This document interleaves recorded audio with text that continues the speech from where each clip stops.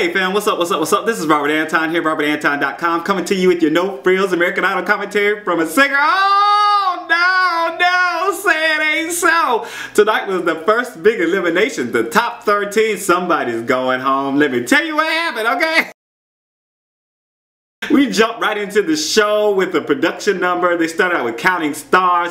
The contestants were assembling from various places backstage. You know, just no announcement that the show is coming up. Nothing going on, just bam, just jump right on in there. As they made their way to the stage, they launched into Radioactive. They were going through the audience and stuff. They got up on stage, finished in a little tableau or whatnot. Well done. I thought the sound was pretty decent. Everybody was sounding good. I didn't really pick out each person's voices because they had little bitty solos, you know, but it sounded pretty good overall to me. Ryan announced that over 71 million votes came in for the contestants, and then we got a peek at what happened after the show as the contestants rode home in their cars and they were sitting talking over a meal about what they thought had happened and what they thought, you know, had been done. And I love that Janelle Monáe sent a tweet to Majesty. Somebody else got a tweet too, but I ain't worried about that. I'm just worried about Janelle Monáe. She's such a sweetheart. Anyway, Ryan started with the results. He called up first Malaya, Jena, Ben, and Alex. They got their comments from Randy. He's kind of in the Jimmy Iovine role, I think I said before, and he seems to be kind of emulating Jimmy on the way he's talking. It was so funny. I was like, that's not the way Randy talks.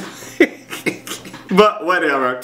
Anyway, I guess he's got a template, so he's gonna use it. I ain't blaming you, man. You know, you come up with your own thing later on. So we found out that Ben was safe, Alex was safe, Jena was safe, and Malaya was in the bottom 3. And she said she didn't like her performance when she watched it back, and she could have done better. Yeah, we can always do better, but I'm so sad. I hope she don't go home. If you haven't already, please make sure to thumb this up. Let me know that you're watching, and also let other people know that you're watching, and that we over here discussing American Idol. I need to get you guys to catch up with the voice. The voice is getting a lot of thumbs. A lot of thumbs. Thank you. So American Idol, we got to do better. We got to do better. Alright, thank you so much for your thumbs. Candice Glover was there. Oh my god. And she performed from her new CD, Music Speaks. She did Cried and Same Kind of Man, a little medley. And I have seriously been listening to this album on Spotify, and it's a nice vibe. I really like it. So emotional and personal. She was bringing the signature vocals up on the stage in this performance. So powerful yet tender. And she pulled out the big guns on the second song. It was giving us them notes and them runs, baby. I loved it.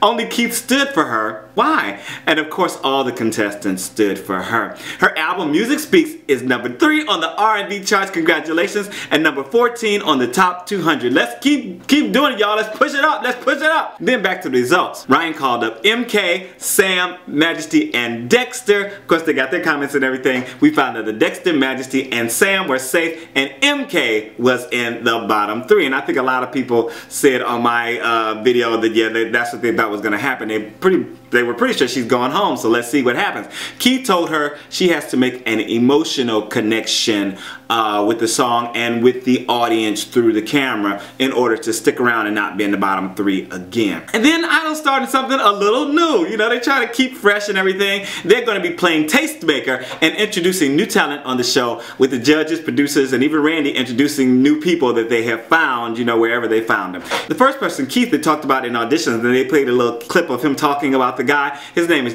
Bugg, and he performed Me and You from his album Shangrila. And I'm not surprised this is someone Keith would like, right? Because he's a mix of like country, it's a country sound with kind of a UK-like accent. He reminded me of like a Beatles knockoff, the way he looked and the way he sounded.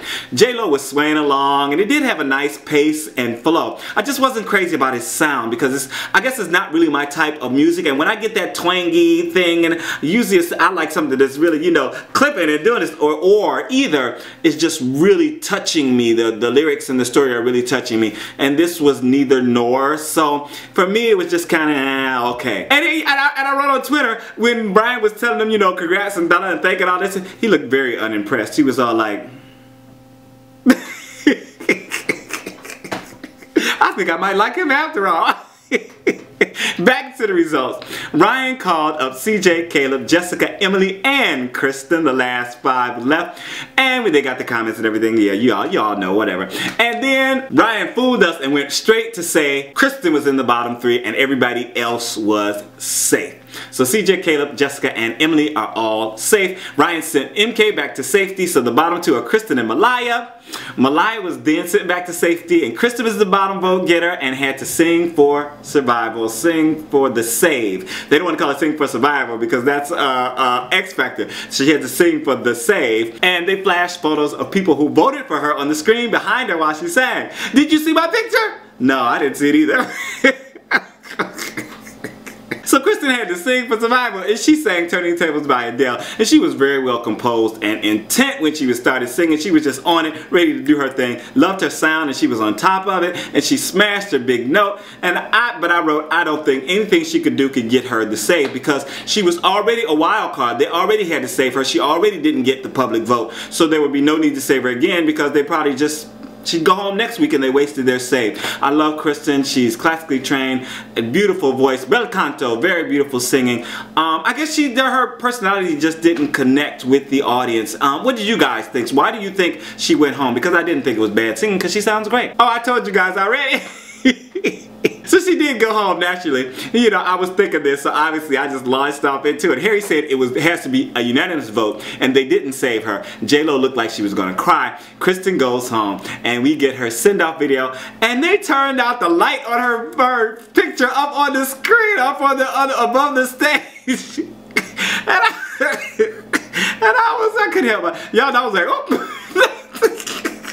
I thought it was hilarious. I was like, they just chucked lights out, baby. Time to go. Lord just kicked her out, booted her out. Oh my goodness, that was very comical for me. I'm so sad that she's gone, but that was too funny. I wasn't really gonna do it every week, because I'm gonna get a good laugh out of that every week. Next week, the theme will be home. H-O-M-E, Ryan announced. Alright, this is Robert Anton, robertantonnyc.com. I hope you enjoyed the commentary. Thanks so much for watching, and I will see you next week for The Voice and American Idol. Peace, I'm out.